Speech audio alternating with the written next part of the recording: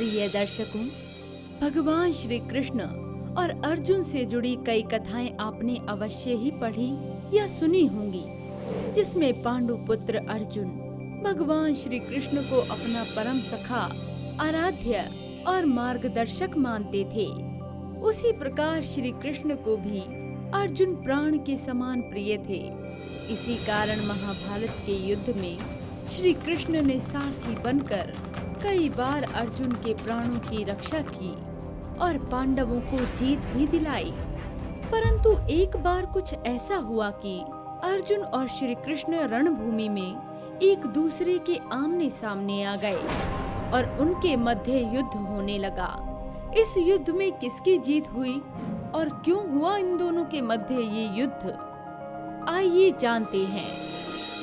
प्रिय भक्तों, ऐसी ही धार्मिक व रोचक कथाओं के लिए हमारे चैनल को सब्सक्राइब करें और साथ ही साथ बेल आइकन को भी प्रेस करें, जिससे हमारी वीडियोस आप तक पहुंचती रहे। अगर वीडियो अच्छी लगी तो इसे लाइक करें।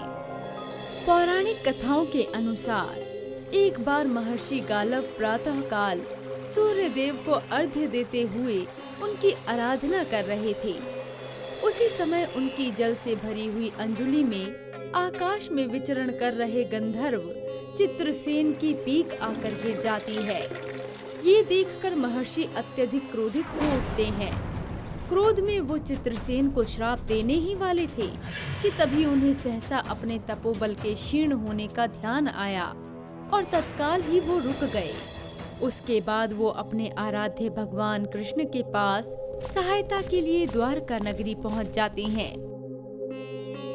हे महर्षि, द्वारकाधीश श्री कृष्ण का प्रणाम स्वीकार करें। मैं आपकी किस प्रकार सहायता कर सकता हूँ?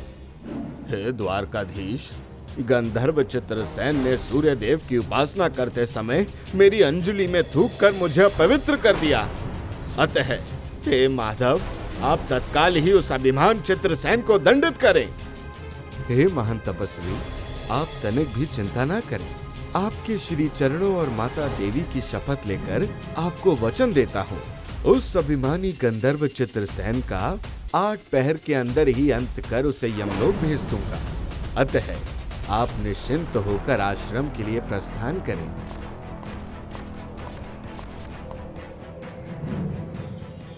नारायण नारायण। हे श्री हरि, अपने भक्त नारद का प्रणाम स्वीकार करें। कल्याण हो परम भक्त नारद। हे मधुसूदन, आपके तेजस्वी मुखमंडल पर चिंता की ये लकीरें तनिक भी शोभा नहीं देती। प्रभु, आप तो परमानंद कहे जाते हैं। आपके दर्शन मात्र से लोग दुख मुक्त हो प्रसन्न हो जाते हैं। फिर भला किस बात की चिंता आपके नारायण मन को परेशान किए जा रही है? नारद जी की बातें सुनकर भगवान श्री कृष्ण ने गालव ऋषि के सारे प्रसंग को नारद मुनि को सुनाकर उनकी वचनबद्धता बताई। श्री कृष्ण की बातें सुनकर नारद जी आज्ञा लेकर तत्काल गंधर्व लोक चित्रसेन के पास जा पहुँचे। नारायण नारायण। हे ब्रह्म ऋषि, गंधर्व कुमार चित्रसेन का प्रणाम स्वीकार करें। गंधर्व कुमार, किस मुख से तुम्हें आशीर्वाद दूं? तुम पर तो बड़ी भयंकर विपदान पड़ी है। हे देव ऋषि, आप ऐसा क्यों कह रहे हैं? कौन सी विपदा मुझ पर आन पड़ी है? गंधर्व कुमार, मृत्यु तुम्हारी परछाई बनकर पीछा कर रही है। 8 पहर के अंत से पहले तुम्हारा अंत भगवान श्री कृष्ण के हाथों संभव है। हे नारद मुनि, मैंने ऐसा कौन सा अपराध किया जो स्वयं भगवान श्री कृष्ण मेरा अंत करने के लिए वचनबद्ध हैं? हे चित्रसेन, आपने भगवान श्री कृष्ण के एक भक्त की प्रभु भक्ति में बाधा उत्पन्न की है, जिसके कारण स्वयं श्री हरि अपने हाथों से तुम्हें दंडित करेंगे। हे देवर्षि, इस विपदा से बचने का कोई न कोई उपाय तो अवश्य ही होगा। चित्रसेन, तुम्हारी सहायता केवल त्रिदेव ही कर सकते हैं। एक बार तुम्हें अपने प्राणों की रक्षा हेतु अति शीघ्र प्रयास करना चाहिए। मृत्यु के भय से घबराकर गंधर्व कुमार बहुत चिंतित हो जाते हैं। वो ब्रह्मधाम, शिवपुरी, इंद्र, यम, वरुण सभी लोकों में अपने प्राणों की रक्षा हेतु जाते हैं, परंतु ब्रह्मदेव और स्वयं महादेव चित्रसेन की सहायता करने से मना कर देते हैं। थक हार कर गंधर्वराज अपनी विलाप करती हुई स्त्रियों के साथ नारद जी की शरण में आ गए। अब नारद जी हृदय के दयालु जो ठहरे। चित्रसेन, तुम तत्काल ही मेरे साथ यमुना तट पर चलो। दोनों लोग योग माया से यमुना नदी के तट पर आ जाते हैं और नारद जी चित्रसेन को समझाते हैं कि हे गंधर्व कुमार, आज मध्य रात्रि को यहाँ एक स्त्री आएगी। उन्हें देखते ही तुम ऊंचे स्वर में विलाप करने लगना। वही स्त्री तुम्हें श्री कृष्ण के प्रकोप से बचा सकती है। अन्य कोई और तुम्हारी सहायता नहीं कर सकता है। अतः तुम्हें इस बात का अवश्य ही स्मरण रहे कि जब तक वह स्त्री तुम्हारे प्राणों की रक्षा के लिए वचनबद्ध न हो जाए, तब तक तुम अपने कष्ट का मूल कारण भूलकर भी मत बताना। चित्रसेन को समझाने के बाद नारद जी वहां से अंतर्ध्यान हो जाते हैं और अर्जुन के महल में सुभद्रा के पास पहुंच जाते हैं। नारायण नारायण। देवर्षि, इतनी मध्य रात्रि को आपके आने का क्या प्रयोजन है? सब कुशल मंगल तो है ना? बहन सुभद्रा, श्री हरि की जिस पर कृपा हो उसका अमंगल कदापि हो ही नहीं सकता। आज ग्रह नक्षत्र का एक अभिष्ट संयोग है, सोचा तुम्हें बताता चलूं। हे देवर्षि, वो कौन सा अभिष्ट मंगलकारी संयोग है? कृपा कर बताएं। बहन सुभद्रा, आज का पर्व बड़ा ही फलदायी है। आज मध्य रात्रि को कोई भी पतिव्रता स्त्री यमुना स्नान करने के उपरांत किसी दीनहीन की रक्षा करे तो उसे अक्षय पुण्य की प्राप्ति होगी। हे देवर्षि, आपका बहुत बहुत आभार जो कि आपने मुझे इस अभिष्ट संयोग के बारे में बताया। इतना कहने के बाद नारद मुनि वहां से चले जाते हैं। वहीं सुभद्रा नारद मुनि के कथनानुसार आधी रात को अपनी सहेलियों के साथ यमुना स्नान करने चली गई। स्नान के उपरांत वहां उन्हें रोने की आवाज सुनाई पड़ी। सुभद्रा ने सोचा कि यमुना स्नान तो हो गया, क्यों ना इस दुखारी की भी मदद कर अक्षय पुण्य का फल प्राप्त किया जाए। नजदीक जाकर सुभद्रा ने चित्रसेन से रोने का कई बार कारण पूछा, परंतु वो अनवरत रूप से जोर जोर से विलाप करता रहा। जब चित्रसेन विलाप करना बंद नहीं करता तो सुभद्रा जी कहती हैं कि हे दीनहीन पुरुष, मैं प्रतिज्ञा करती हूँ कि तुमको जो भी कष्ट है मैं उसे दूर करूंगी। सुभद्रा के द्वारा प्रतिज्ञा करते ही चित्रसेन ने अपनी सारी व्यथा उन्हें बता दी। चित्रसेन की व्यथा सुनकर सुभद्रा धर्म संकट में पड़ गई। वो मन में सोचने लगी, एक ओर श्री कृष्ण की प्रतिज्ञा है और एक और मेरी। आखिरकार इस विकट परिस्थिति से कैसे निकला जाए? अंत में सुभद्रा संबंध और शरणागत के द्वंद्व से निकलते हुए शरणागत की रक्षा करना अपना कर्तव्य समझती हैं और चित्रसेन की रक्षा करने का निश्चय करती हैं। उसे वो अपने साथ अपने महल ले आती हैं। महल पहुंचकर सुभद्रा ने सारी बात अर्जुन को बताई। चित्रसेन अर्जुन का मित्र भी था। हे प्रिय सुभद्रा, मैं तुम्हारी प्रतिज्ञा की रक्षा करूंगा, फिर व्यर्थ में चिंता क्यों कर रही हो? शरणागत की रक्षा करना एक क्षत्रिय योचित गुण है, भला फिर क्यों दुखी होना? नारद जी अपनी लीला के माध्यम से दोनों पक्षों में समन्वय स्थापित करने हेतु द्वारका पहुंच जाते हैं और भगवान श्री कृष्ण के सामने पहुंचकर कहते हैं कि हे प्रभु, आपके परम सखा अर्जुन ने अपने मित्र चित्रसेन को अपने महल में आश्रय दे रखा है, इसलिए आप सोच विचार कर ही युद्ध के लिए चलें, क्योंकि अर्जुन आपके संबंधी भी हैं। हे देवऋषि, एक बार आप मेरी ओर से अर्जुन को समझाकर चित्रसेन को मुझे सौंपने के लिए कही। प्रभु, आप तो अंतर्यामी हैं, आपसे बेहतर अर्जुन को कौन समझ सकता है। परंतु आपके आदेश अनुसार अर्जुन को मनाने की एक कोशिश अवश्य करूंगा। अब देवर्षि पुनः अपनी योग माया से द्वारका से इंद्रप्रस्थ पहुंच जाते हैं। हे अर्जुन, भगवान श्री कृष्ण ने कहा है कि आप चित्रसेन को उन्हें सौंपकर अपनी प्रतिज्ञा पूरी करने में उनकी सहायता करें।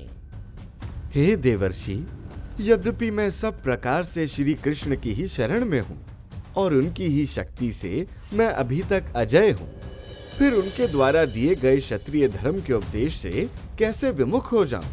अतः मैं उनके बल पर ही अपनी प्रतिज्ञा की रक्षा करूंगा। प्रतिज्ञा छोड़ने में केवल वे ही समर्थ हैं, ना कि मैं तो सिर्फ अपने कर्तव्य का पालन कर रहा हूँ। देवर्षि निराश होकर इंद्रप्रस्थ से द्वारका आकर भगवान श्री कृष्ण को सारा वृत्तांत बताते हैं। हे देवर्षि, कर्तव्य और वचनबद्धता का यह महायुद्ध होने वाला है। देखते हैं ब्रह्मा जी ने इस युद्ध की क्या पटकथा लिखी है। इसके पश्चात भगवान श्री कृष्ण और अर्जुन अपने अपने रथों पर सवार होकर युद्ध क्षेत्र में एक दूसरे के सामने खड़े हो जाते हैं। हे पार्थ, चित्रसेन को मुझे सौंप दो। इस अभिमानी का अंत मेरे हाथों निश्चित है। हे माधव, एक शरणागत की रक्षा करना एक क्षत्रिय का कर्तव्य है। भला कैसे आपके द्वारा बताए गए मार्ग से मैं विमुख हो जाऊं? हे प्रिय अर्जुन, मैं भी माता देवकी और ब्राह्मण के चरणों की शपथ लेने के कारण वचनबद्ध हूँ। फिर भला कैसे अपने वचन से विमुख हो सकता हूँ? हे मधुसूदन, फिर तो युद्ध ही इसका आखिरी परिणाम है। चित्रसेन मेरा मित्र भी है और मेरा शरणागत भी, अतः इसकी रक्षा के लिए मैं किसी से भी युद्ध कर सकता हूँ। हे पार्थ, फिर तो यह युद्ध महाभारत के युद्ध से भी भयंकर होने वाला है, क्योंकि मैंने महाभारत में स्वयं अस्त्र और शस्त्र ना धारण करने की शपथ ली थी। हे माधव, मुझे क्षमा करें, परंतु आपकी शपथ पितामह के युद्ध कौशल के कारण खंडित हो गई थी। हे पार्थ, उस समय भी मैं वचनबद्ध था। भक्त की रक्षा करने का मेरा वचन खंडित ना हो, इसलिए मैंने अपनी प्रतिज्ञा को ही खंडित करना उचित समझा। ऐसा कहते ही भगवान श्री कृष्ण सावधान अर्जुन ये कहकर बाण छोड़ देते हैं। अर्जुन भी तुरंत अपने गांडीव धनुष से बाण छोड़कर प्रत्युत्तर देते हैं, परंतु दोनों के बाण मध्य मार्ग में भस्म हो जाते हैं। अर्जुन एक दिव्य बाण श्री कृष्ण की तरफ छोड़ते हैं। तभी श्री कृष्ण अपने दिव्य बाण से अर्जुन के बाण को निष्फल कर देते हैं। दोनों नर और नारायण स्वरूप में भयंकर युद्ध होने लगता है।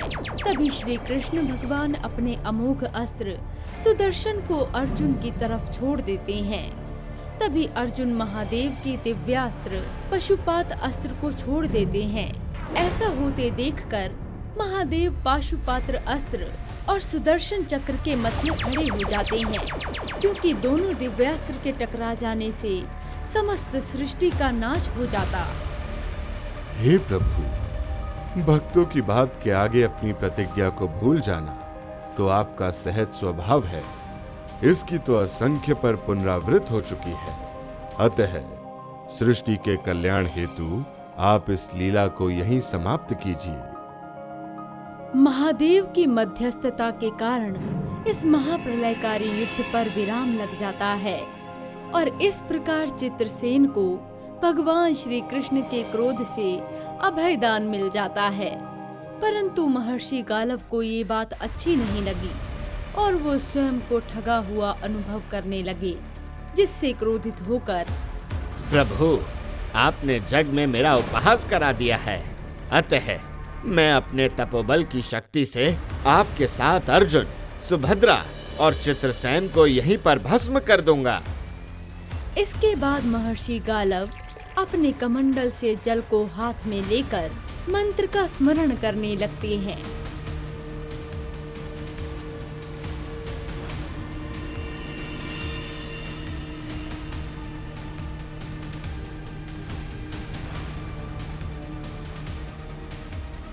जैसे ही महर्षि गालव अभिमंत्रित जल को श्राप देने के लिए पृथ्वी पर फेंकने वाले होते हैं, तभी सुभद्रा जी कहती हैं कि मैं यदि श्री कृष्ण की सच्ची भक्त हूँ, यदि मैंने अपने पातिव्रत्य का पालन सच्चे मन से किया है, तो ये जल ऋषि के हाथ से पृथ्वी पर ना गिरे।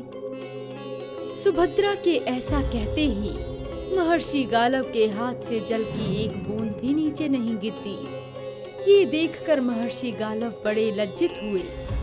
उन्हें अपने अहंकार का आभास हुआ और वो श्री कृष्ण से क्षमा मांगकर वहां से चले जाते हैं। इस प्रकार नारद मुनि के द्वारा बताए गए अक्षय पुण्य व्रत के पालन के कारण ही सुभद्रा के हाथों सभी के प्राणों की रक्षा हो सकी। तो मित्रों, जीवन में कभी कभी बिना सोचे समझे की गई प्रतिज्ञाएं या दिए गए वचनों के कारण अपनों से ही झगड़ा या मनमुटाव हो जाता है, जो हमारे अच्छे संबंधों को खराब कर देती हैं। तो प्रिय भक्तों, आपको हमारी आज की ये कथा कैसी लगी, हमें कमेंट्स करके जरूर बताएं और हमारे चैनल महावॉरियर को जरूर सब्सक्राइब करें।